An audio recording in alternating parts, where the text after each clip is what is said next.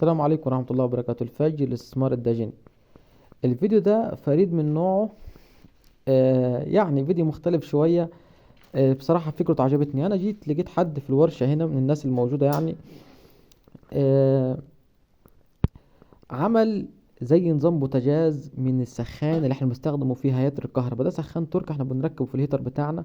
هو الصراحة يعني حب يبدع كده، والفضل يرجع له يعني. هنا ده عبارة عن علافة أردني. تمام. هو هنا خرم لطرفين السخان وركبه، بحيث ان هنا يتعامل مثلا اكل، او يتعامل مثلا يتعامل يعملوا بيه قهوة او كلام زي كده.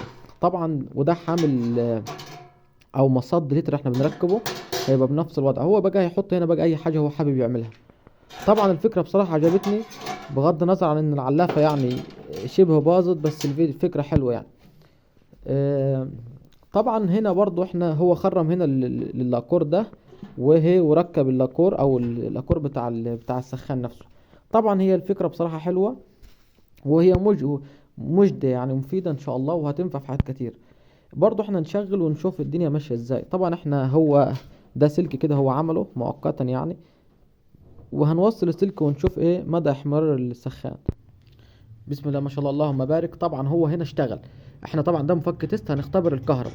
طبعا المفك التيست منور هنا، دي كهربة الارضي. لكن بص انا لمس البتاع بايد اهو، مفيش اي كهرباء. ده الطرف الكهرباء تمام، ده الطرف الارضي وده الطرف الكهرباء اهو منور.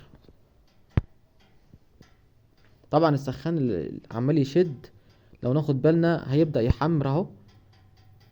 بسم الله ما شاء الله، هيبدأ يحمر. بس المشكلة نور الفلاش هنا ايه مغطى عليه.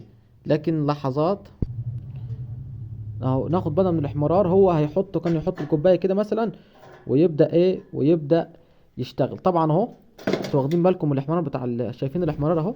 الاحمرار اهو بتاع الهيتر عمال يشد، ولو سبناه 5 دقايق ولا حاجه هنلاقيه شد على الاخر. طبعا بصراحه الفكره دي انا عجبتني. بصراحه الفكره انا عجبتني. هما بيحطوا ابصوا يحطوا البتاع دي كده، ويبدا بقى ايه يبدا يعمل يبدا ترفع الحراره. طبعا دي ممكن هما كمان، ده هو هنا قال لك انا ممكن اعمل حركه حلوه.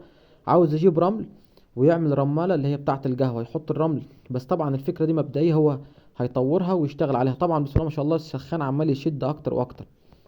السخان عمال يشد اكتر واكتر.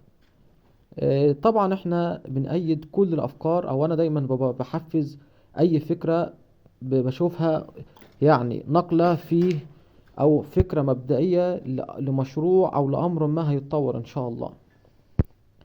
بسم الله ما شاء الله اللهم بارك. الفجر الاستثمار الداجني.